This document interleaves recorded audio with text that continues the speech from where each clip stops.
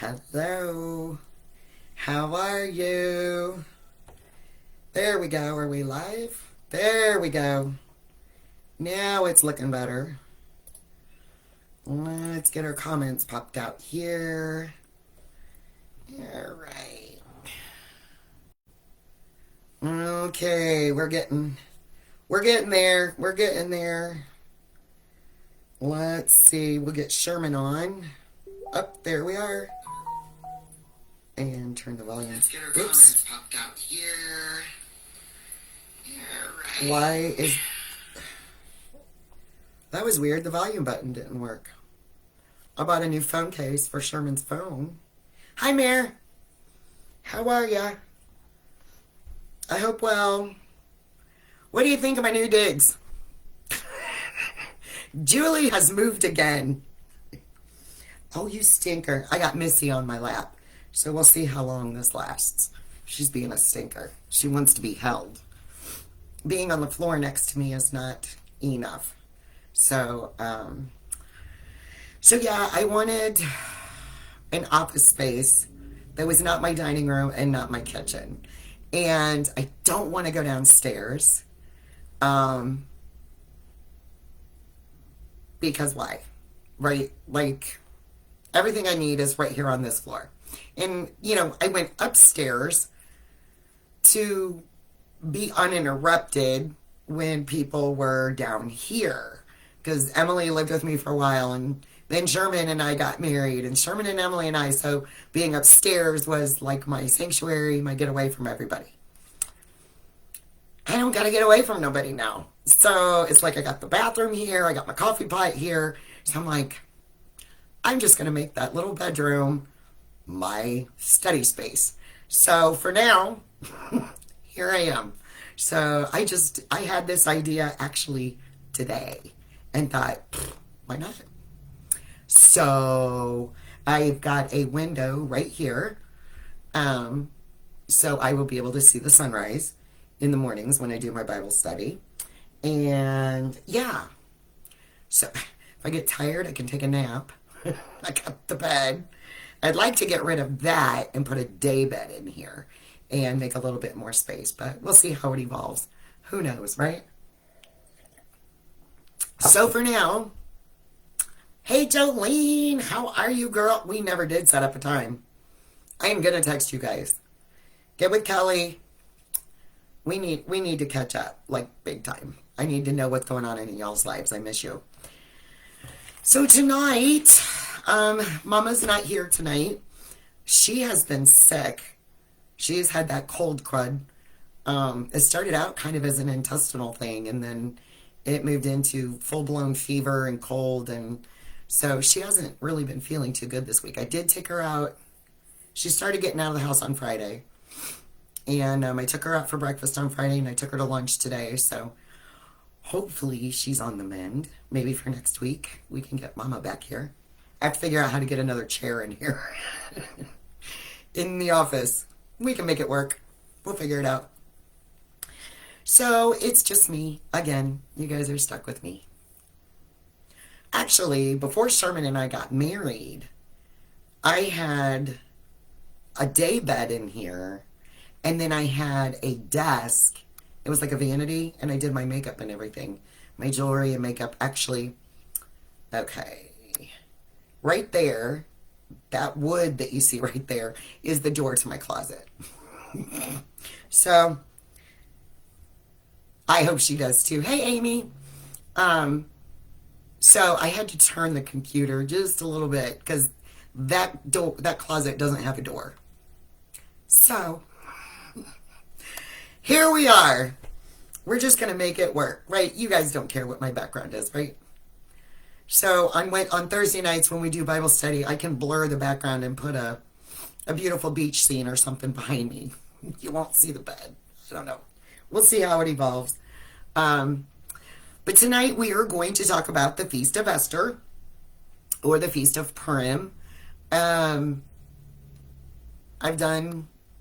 think I've done a broadcast on this every year, but just like all of the other feasts, it is important for us to remember it is important for us um, to keep these moeds, seasons of time, to keep these in the forefront of our thoughts and to remember what God did, right? A testimony, what is a testimony? You tell about something God did for you, right? You tell about a hard season and how God brought you through it. And really, that's kind of what Passover is. That's what Purim is. That's what Hanukkah is. It is remembering how good God is and the things that he's done for us, right? And so there are 7 feasts that God commands the Jews to celebrate every year. Those are 4 in the spring and 3 in the fall. Purim and Hanukkah are actually not 2 of those. Purim is the very last or the very first. Depends on how you look at it, right? It's in the month of Adar, which is the first month of the lunar calendar year for the Israel. It's very confusing because the new year is Rosh Hashanah, which is in the fall, but that is the feast new year. It's weird. So I'm not sure exactly what all the differences are, to be quite frank. I know their new year starts at Rosh Hashanah, which is usually September, October timeframe. Passover is in the spring. So, like, their seasons are a little different, I think, than ours, as far as spring and fall and all the things. I'm not sure. Things I should know, right? So, Esther is the book of Esther. It is right before Job and Psalms, about the middle of the Old Testament. And it is a great 10-chapter book, quick read.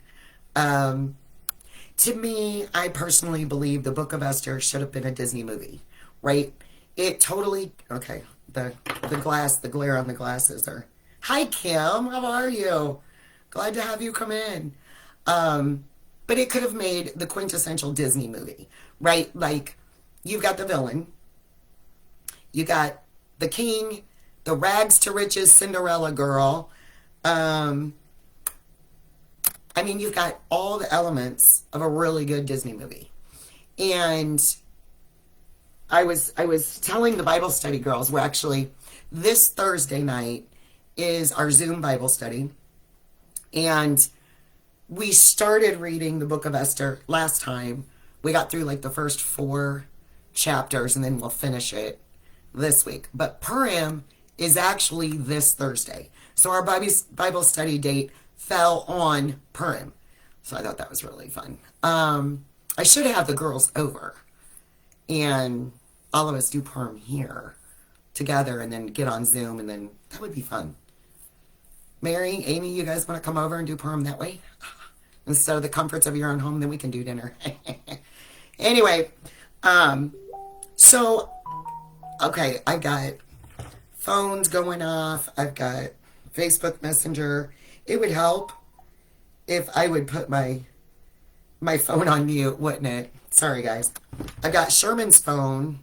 So if you guys, Aunt Deb says, she gets on, she goes, oh, look, Sherman's on. It's like, no, I'm just using his phone.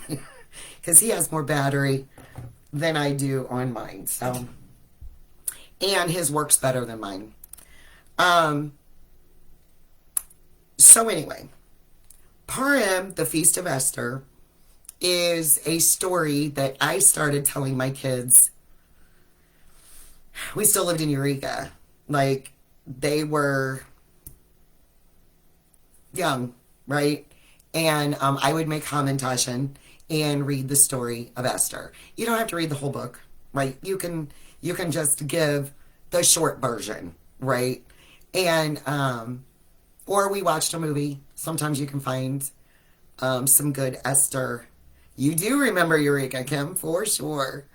But now Brad's wife Kelly, she makes the Hamantaschen every year.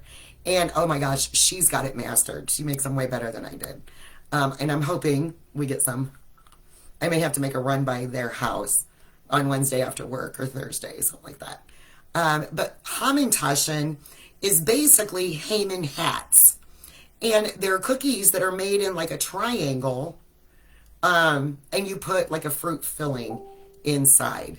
And the reason you do that, and this is from the book of Esther, chapter 9. Mordecai, who was Esther's uncle who raised her, he recorded these events and sent letters to all the Jews throughout the provinces of King Ahasuerus, near and far, to have them celebrate annually the 14th and the 15 days of the month of Adar, as the time when the Jews got relief from their enemies, and as the month when their sorrow was turned to joy and their mourning into a day of celebration. He wrote them to observe the days as days of feasting and joy, giving presents of food to one another and gifts to the poor. And so that is pretty much how the Feast of Esther is celebrated. You give gifts to the poor, you give foods, and that's where the Hamantaschen came from. They're cookies that have like a fruit filling. And you just celebrate God's deliverance of the children of Israel. Just like the Exodus, he delivered them once again in the story of Esther. I wish I need to mute the sound. I hope you guys, can you guys still hear me? Hopefully it didn't mute my microphone. It just muted the sound. Let me know, thumbs up or something if you can hear me. There's a delay, so I have to wait. Yes, no, can you hear me? Yes, no? Can you guys hear? Okay, thank you. Just making sure. I muted the sound on the computer. I just want to make sure it did not mute my microphone too. So there are quite a few areas that we could go with the story of Esther. First of all, what does the word Purim mean? Right? A lot of times say, they'll say it's Purim season. It's the Feast of Purim. What is Purim? Purim, the word pur, means lots. So like casting lots. And so Purim is like the act of casting lots. In the story of Esther, the bad guy, Haman, boo,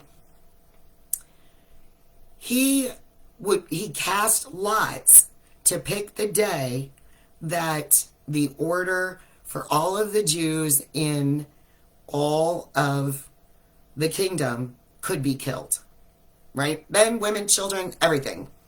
And you can take their everything that they own as a booty, right? Or can't think of what the word is.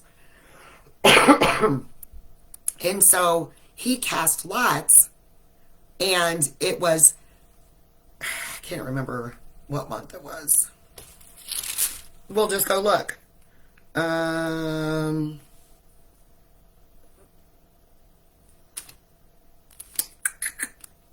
looking. I guess it doesn't matter.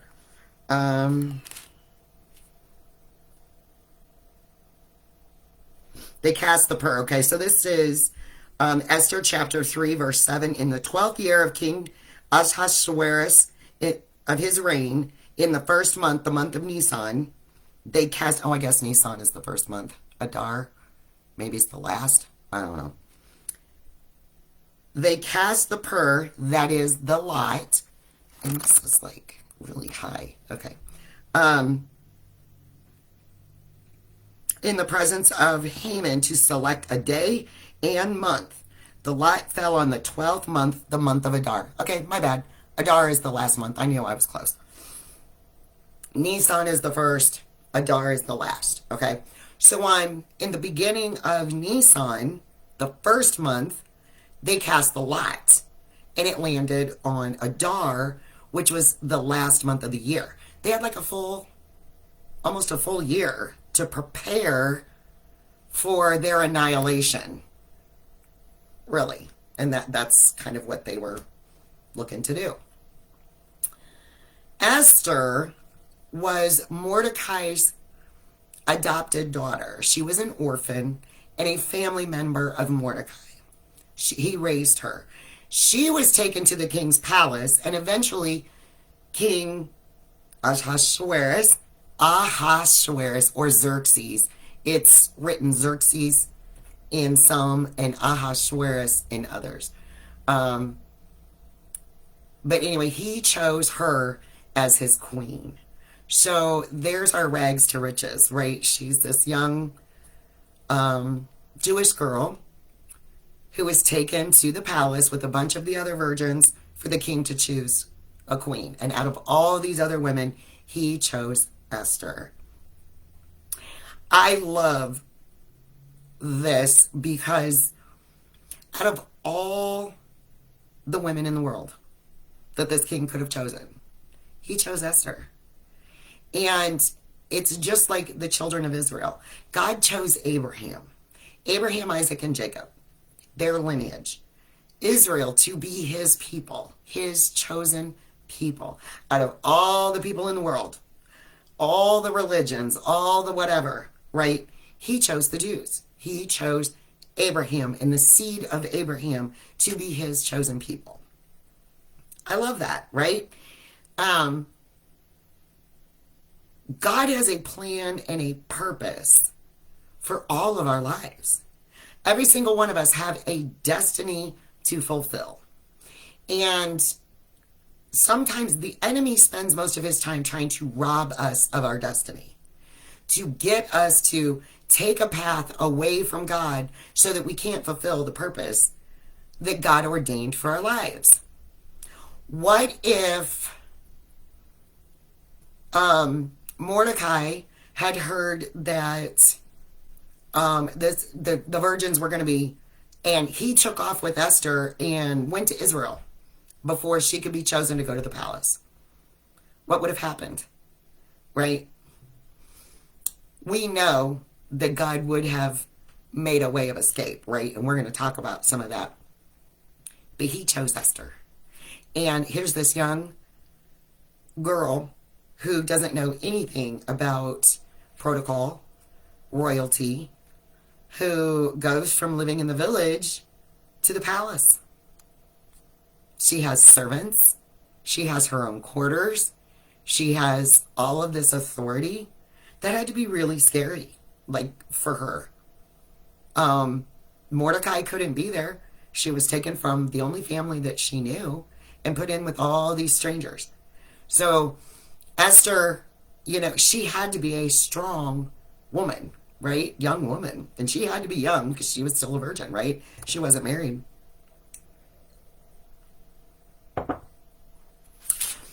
So I say all of that to say that Esther was chosen for such a time as this. Let's read 4:14. This is probably one of the most famous scriptures out of the book of Esther. This is Mordecai, the edict from Haman. He talked the king into getting rid of the Jews. He didn't tell him they were the Jews. It was just a people. He was very deceptive in how he did it. However, the king did not know, nobody knew, that Esther was a Jew. Her name was Hadassah. Her Jewish name was Hadassah. But when she went into the palace, Mordecai told her, don't tell anyone you're a Jew, right? Keep that secret and go by the name Esther. So she went by the name of Esther. So the decree had gone out. Mordecai tore his clothes, put on sackcloth and ashes, and was mourning at the king's gate. And Esther heard about it, and she sent clothes to him to try and tell him, why are you mourning? He gave her the edict and told her what was happening. So he then says to her, do not think because you are in the king's house, you alone of all the Jews will escape. For if you remain silent at this time, relief and deliverance for the Jews will arise from another place. But you and your father's family will perish, and who knows that you have come into your royal position for such a time as this. And there's many times when big things happen in your lives that we're like, okay, we were trained up for such a time as this. God has prepared us spiritually, emotionally, mentally for this next step, right? If Sherman had died 5 years ago, I would not be in the shape that I'm in now, right? Like, we would be talking a different ball game. Okay, Missy, say hello to everybody. You're getting hot. Say hello. Say hi. Yeah, say hi. You gotta get down. You're getting hot. And I need my arms. Thank you. Oh. For a 7-pound dog, she can get heavy. What happened to my comment section? Everything disappeared. Weird. That was really weird. Okay, you're back. I missed you. That statement, for such a time as this, that word time is talking about a season or an age or a specific event, right?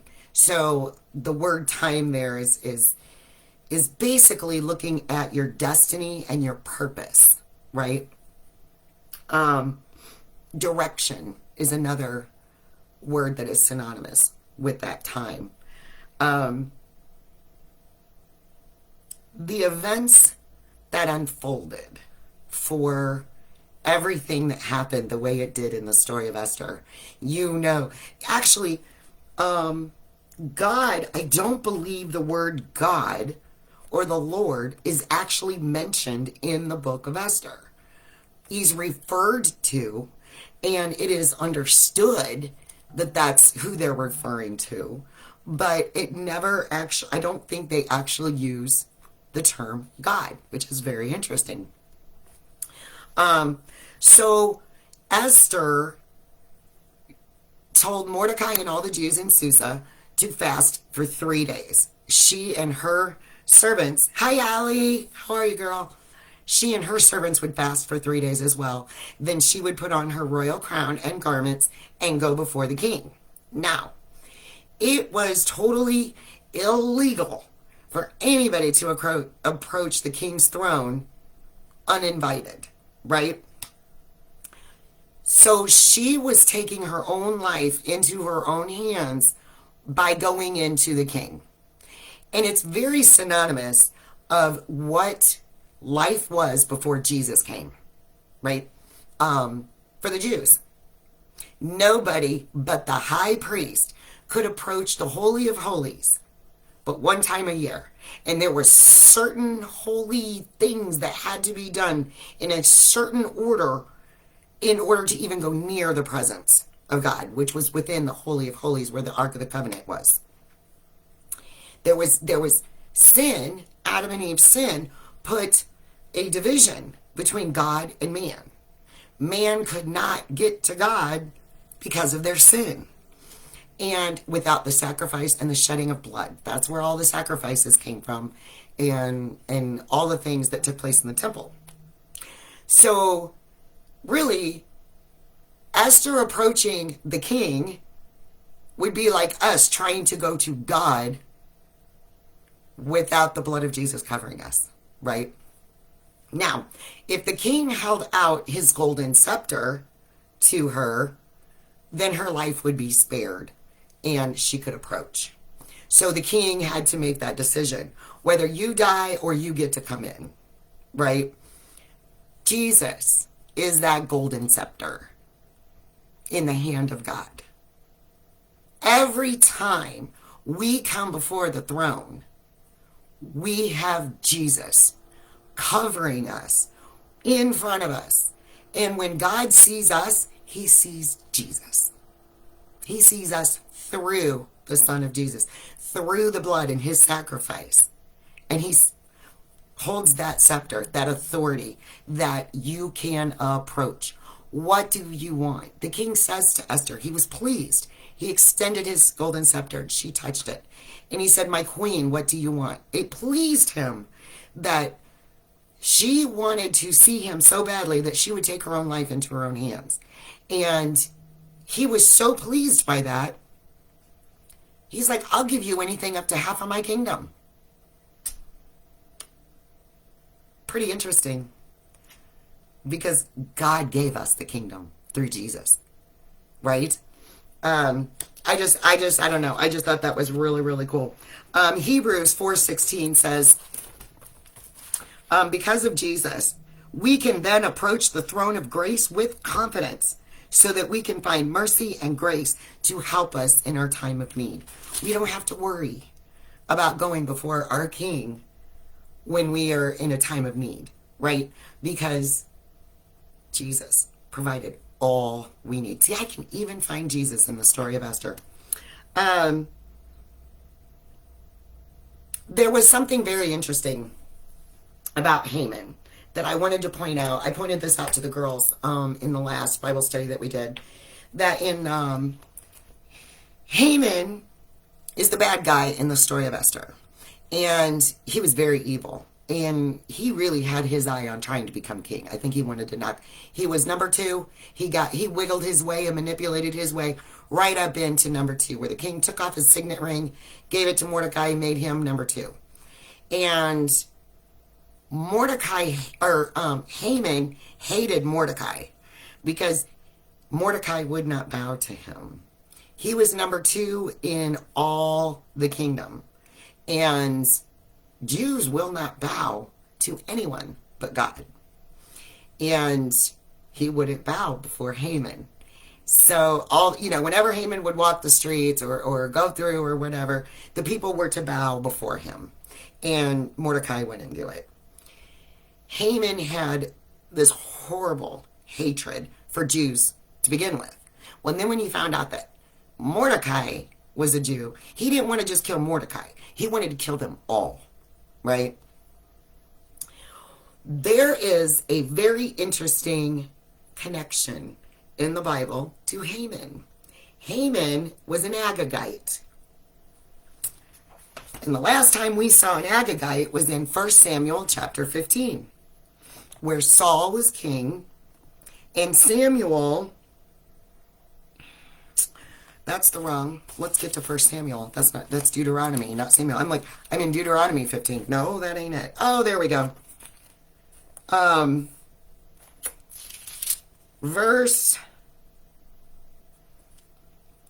just start at 1. Samuel said to Saul, I am the one the Lord sent to anoint you king over the people of Israel. So listen now to the message from the Lord.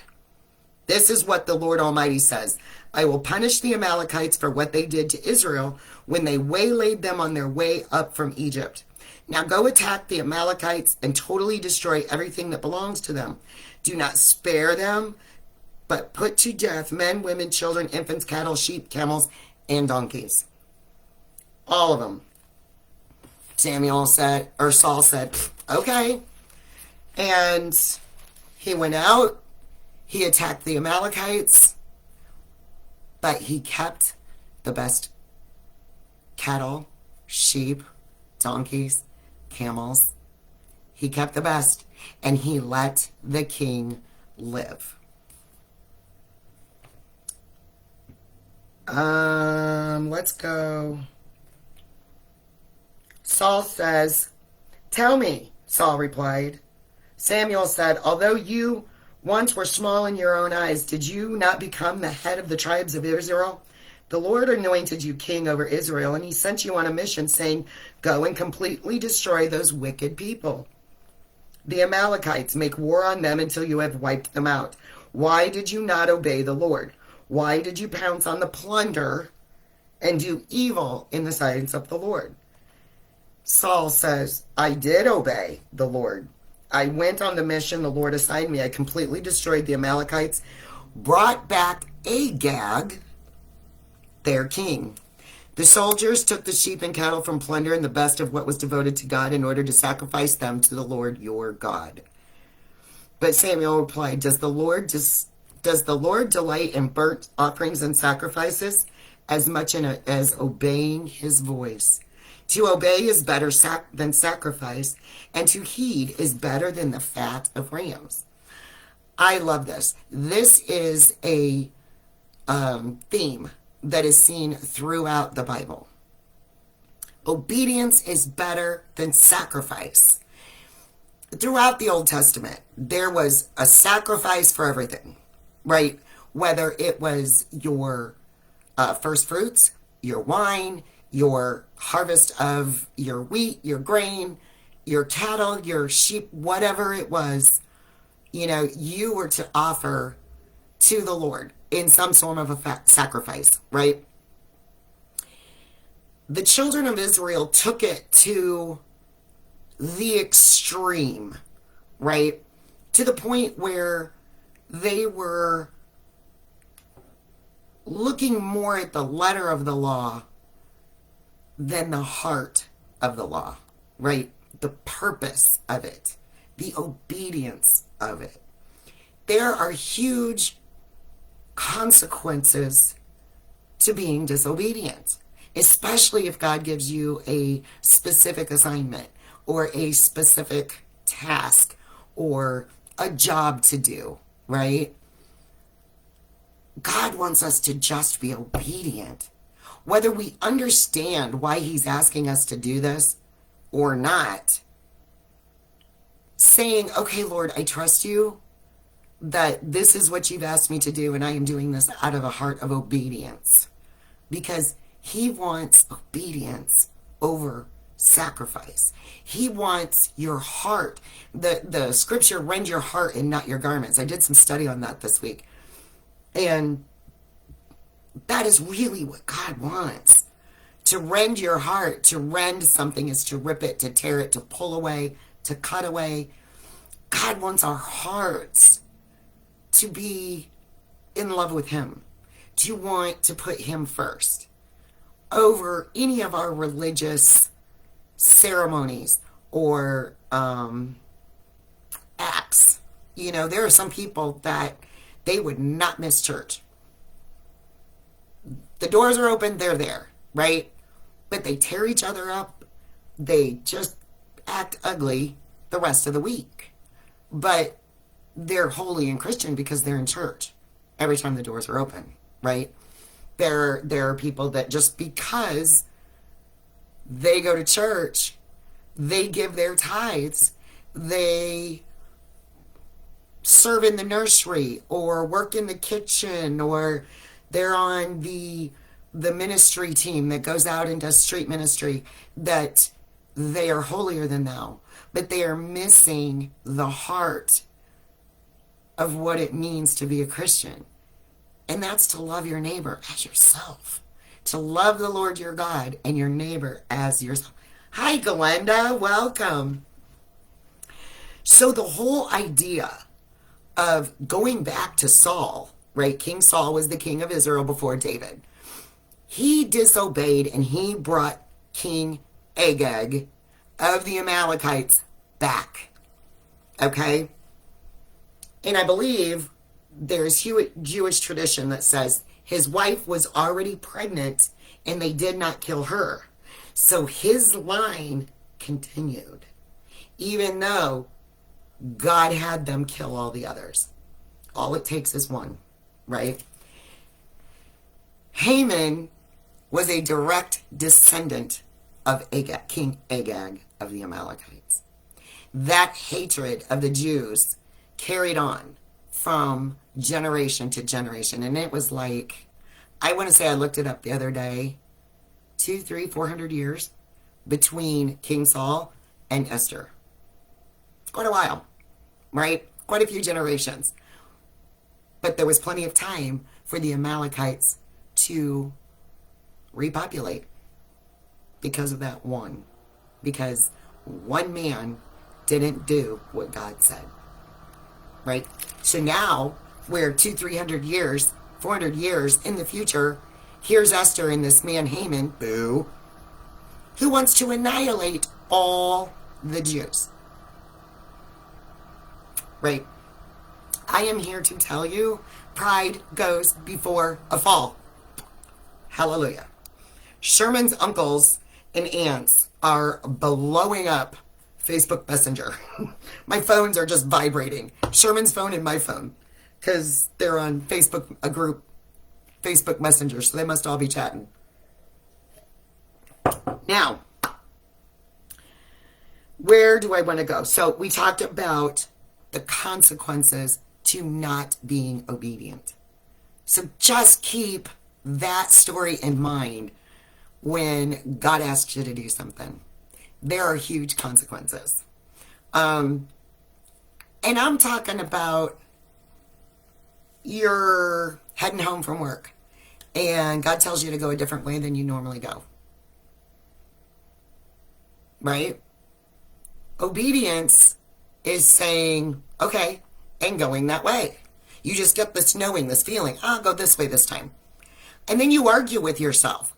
Well, that's stupid. That's way out of the way. Why would I do that? God has a reason. He could be protecting you from an accident.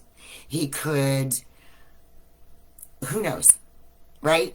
But the obedience is very important. So listen to that gut. Listen to your gut instinct. I promise you it'll be worth it. My favorite part about the story of Esther is Haman's arrogance and pride totally backfired on him. And I mean totally backfired. He had 10 sons. Sorry, I'm pouring more coffee. Haman had 10 sons and a wife. And he was so angry that Mordecai would not bow. And so he was going to go to the king and ask for if he could just kill Mordecai. And his wife and his sons were like, yeah, build a gallows 70 feet tall, 50 feet tall, and hang Mordecai from it. So he had that gallows built. The night before he was going to go into the king, it was discovered the king couldn't sleep. So he asked one of his servants to bring the records of his kingdom and read it to him because it helps him go to sleep. I guess it's that boring. And it was discovered that Mordecai the Jew had overheard a plot to kill the king and told Queen Esther about it. They investigated and found out that it was true. Mordecai actually saved the king's life some years before. And the king asked this person that was reading the records, was anything done for this Mordecai? And they said, no, nothing was done for him. So the very next morning, he calls Haman into his chamber. And he says, before Haman could say, can I kill Mordecai? The king says, Haman, what should I do for the man that I wish to honor? Haman, being so arrogant, thought he was talking about himself. That God, or that the king wanted to honor Haman. So he said, let a cloak that the king has wore be brought and put on this man. And this man put on one of the king's horses that he has rode and ride him through the town with somebody announcing this is what the king does to honor those he wants to honor. And the king says, great, go do that for Mordecai the Jew. It's my favorite part of the story. Seriously. It's like you can't make that up, right? That is a story that we would write for a Disney movie, right? It literally happened. So Haman had to dress Mordecai, put him on this horse. Everybody that was around Mordecai knew that Mordecai would not bow to Haman, and it ticked Haman off. These people knew this stuff. And now Haman is leading him through the capital city of Susa, shouting, this is what the king does to honor the man he chooses to honor. Like, I'm sorry. I think that is the best boomerang, the best let God fight your battles for you. of any story I've ever heard. I mean, literally, to me, it's better than Daniel in the lion's den, right? Because, they threw him in the den thinking he'd be torn to pieces, and he wasn't, right? That's a really good one, too, because the ones who tattled on him and got him thrown in there were the ones who ended up getting eaten by the lion. So that's another really good one. But this one, it is proof that pride goes before a fall. So be very careful. It's a lesson to all of us. Let's be careful how we are treating other people.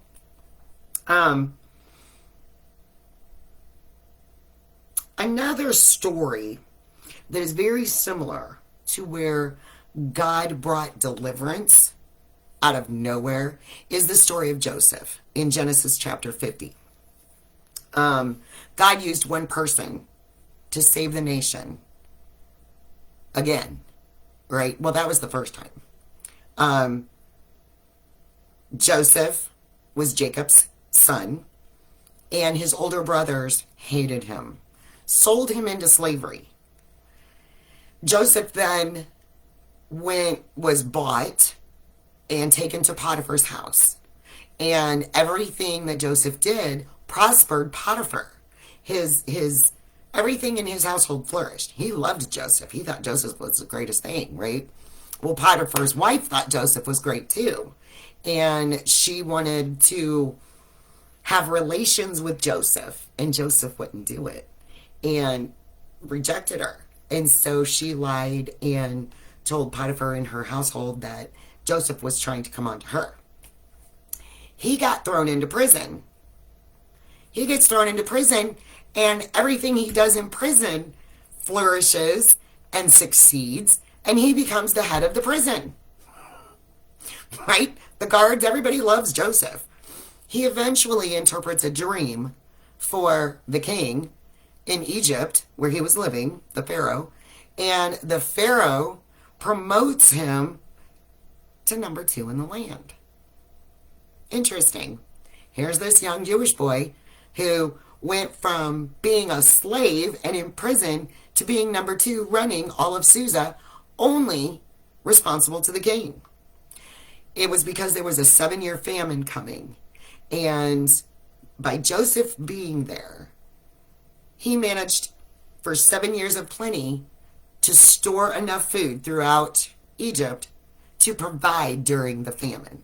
And so all of Egypt was saved, and that of his house. His brothers and father and everyone ended up moving to Goshen and staying with Joseph there while he ran Egypt, basically, right? So God used one person to save all of those people, right?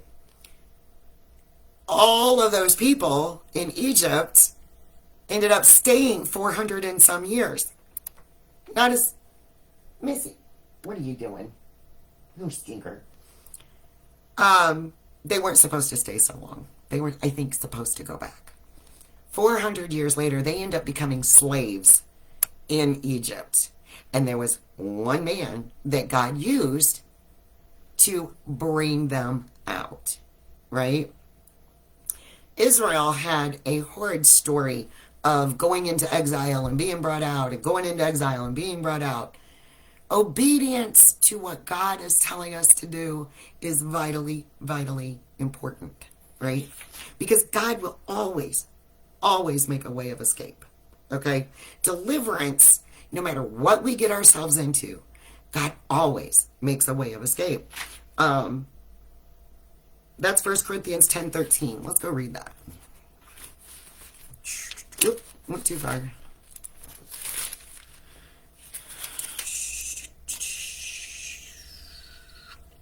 First Corinthians 10.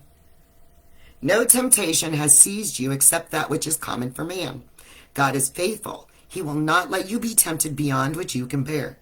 But when you are tempted, He will also provide a way out so that you can stand up under it. God always provides a way out. But we have to be obedient. We have to listen to what He's telling us, right? Esther had to be obedient She had to take that huge step of faith and walk into that court praying that the golden scepter would be offered to her. So she has a banquet. And after Haman had to walk Mordecai through the city of Susa, he went home and was licking his wounds, right? He was just beside himself. And it even says during the story of Esther that while he was there was a knock at the door to bring him to the banquet of him and the king that Esther was having for him. Okay? So Esther had gone before the king, and he asked her what she wanted. She said, I have prepared a banquet for you and Haman. If you would please the king, please come to this banquet.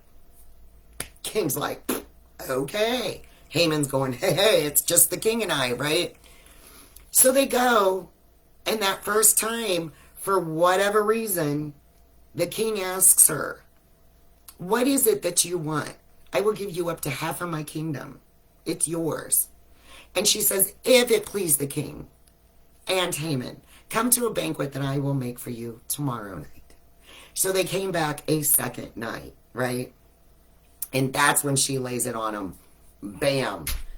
Save me. And she tells the king that she's a Jew. And Haman goes, oh crap. What have I done? Right? The king is ticked off. He gets up. He walks out. Haman falls on the couch where the queen is at, begging for his life. And the king comes back in thinking that Haman's trying to, maul her or something. It didn't end well for Haman, right? So the king is grab him. And one of the servants said, Haman built a gallows outside his house for Mordecai the Jew. And the king says, hang him on it. Isn't that just not the perfect story? I'm sorry, it just is. Right? The bad guy loses. And throughout the Bible, the bad guy loses. No matter what's going on in your life, the bad guy loses. If we do things God's way, if we allow God to take the vengeance, and we step back, God always, always will avenge you. God fights for us. The entire Old Testament is full of the children of Israel going out against their enemies and God fighting for them. Look at David and Goliath.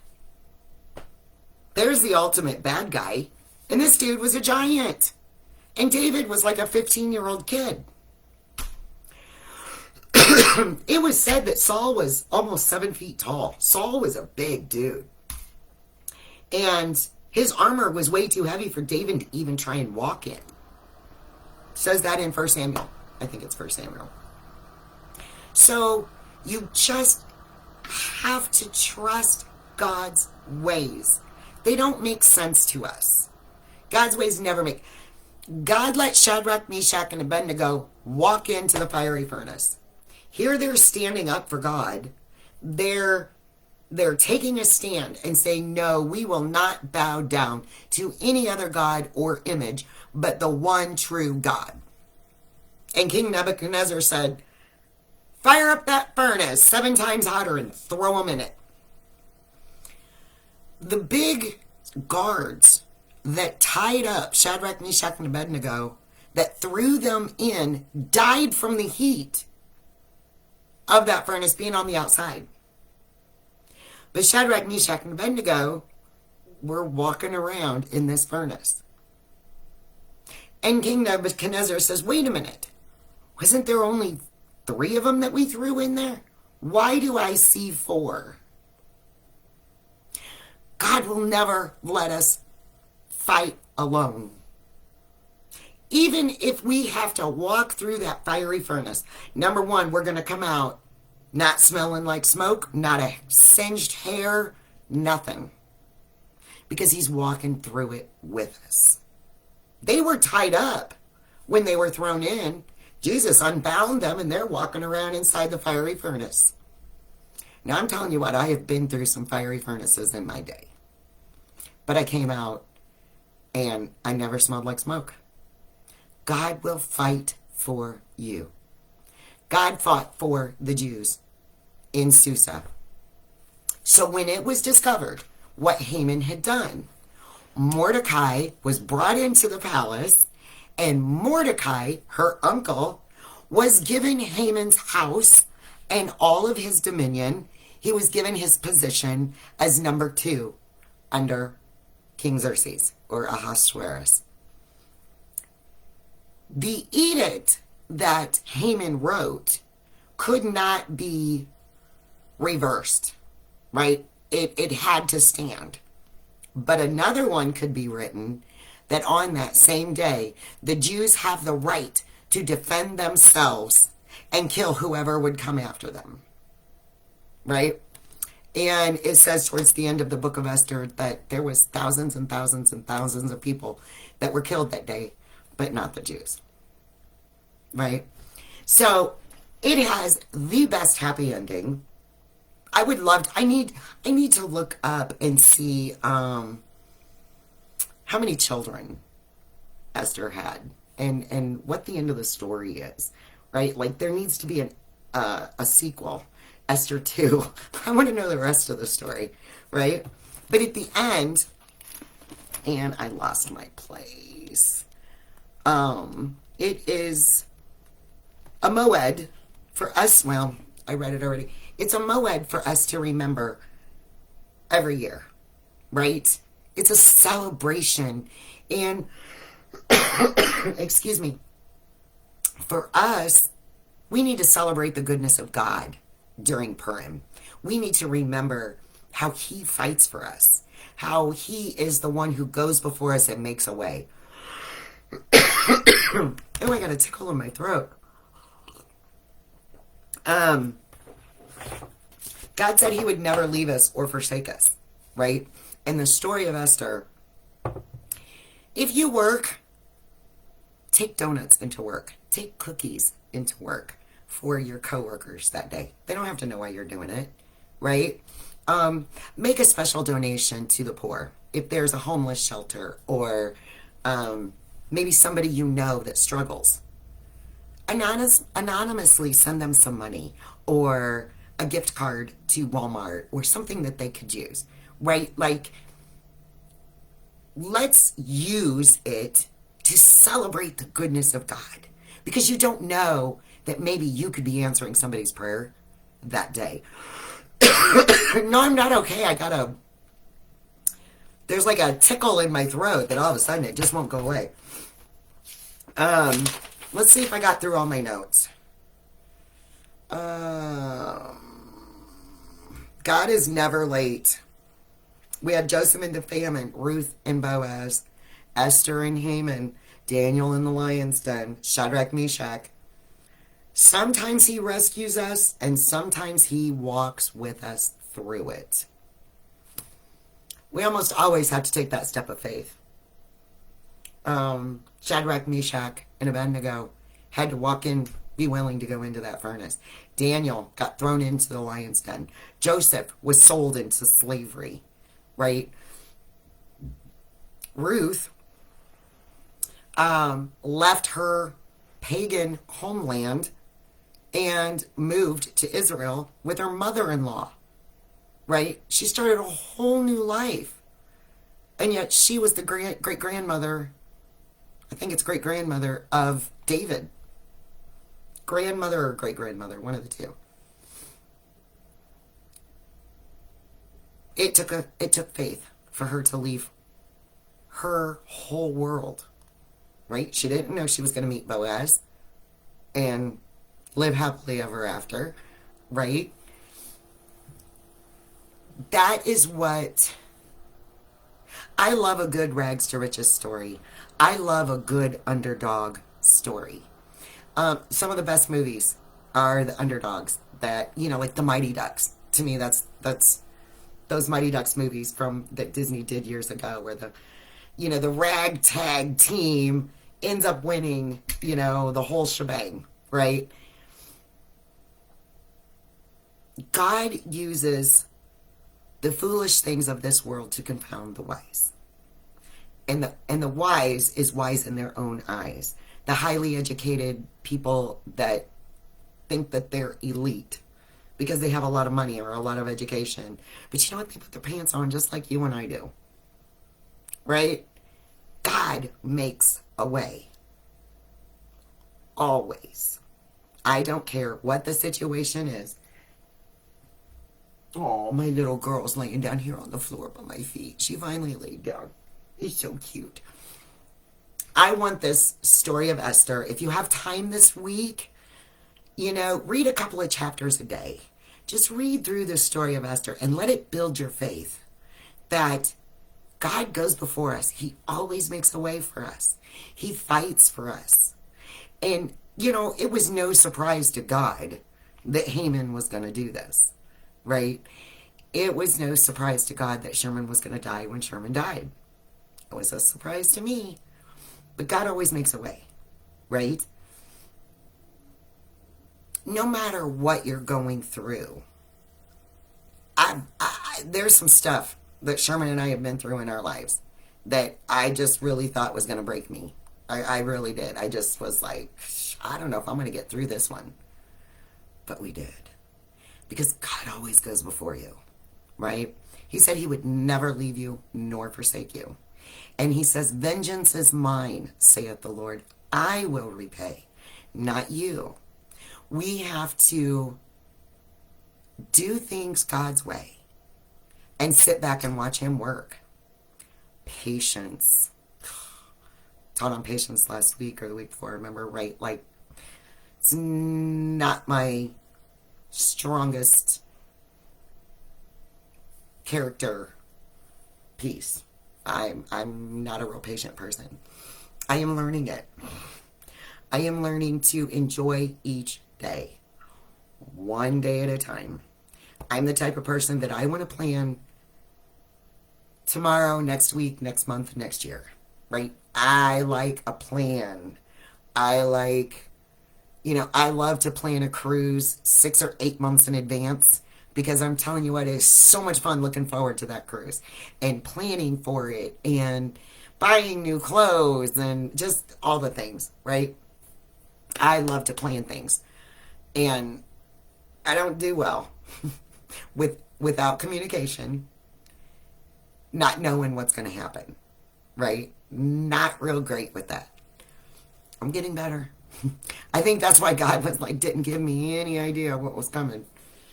Because he knew I wouldn't handle it very well. We're doing better. We're doing good. This used to be Sherman's bedroom. So, that was his bed. We never slept together because we were separated for 2 years. I got used to my space. He got used to his space. And it was just easier to have separate bedrooms. So this was his bedroom. So I've obviously redecorated a little bit, but I don't think he cares. He has a much better space now. So just know that you know that you know.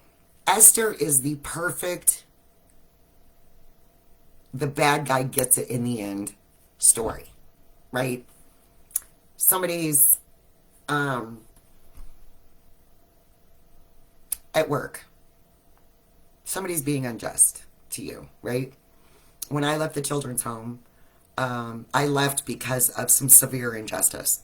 And I just was like, you know what? I don't need this, right? Like, what they did was completely wrong. And I was like, I'm not. God made sure that I found out within a year or two that the people that did those things were moved on, right? There was justice.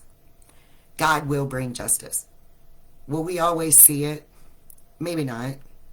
But you have to know that you know that you know. You put it in God's hands. Let him bring the justice, not you. Because ultimately, what he does is way better than anything we could do, right? He will fight for you. He has always fought throughout the Old Testament, always fought for the children of Israel. Did they get their discipline? Yeah, because they chose other idols over him. But when we put him first, when we put his ways before our own, I guarantee you it's gonna turn out good. Always does in the end. God is never late. He's never in our time, but he's never late. I promise you that. So that's all I have for you guys tonight. I hope that you got something out of it. Oh, Glenda, that's wonderful. Oh, oh, that is so great. That just makes my heart smile. I don't know if you guys saw that, but Glenda said that she started her own Bible study where she's living. That is fantastic. Love it, love it, love it. I am sure Sherman is joining you and smiling on that one. I'm sure he loves that. Well, you guys have a blessed week. On Thursday, be sure to join us for the Zoom Bible study. The Zoom link is on the Friends of Jesus Facebook page. It is pinned under the featured section. It should be the first one. The link is there to the Zoom. You're more than welcome to join us. We get in our comfies and I have my coffee. Usually my dog is in my lap and we just talk about the Bible. And so it is nothing formal. It is very basic and it's just a place where we can ask each other questions and just kind of dig in a little bit. So it's a great time to get together. So I hope you guys can join us. And until next week, you guys. Oh, it said 1:01:54. I thought it said an hour and 50 minutes. I went, there's no way I've been on here 2 hours. Oh man, this hour, losing this hour, I think, is making me leavey. I'm tired. Of course, I redecorated stuff today too, so that could be why. You guys have a blessed and wonderful week. Much love to you all, and we will hopefully see you soon. Bye.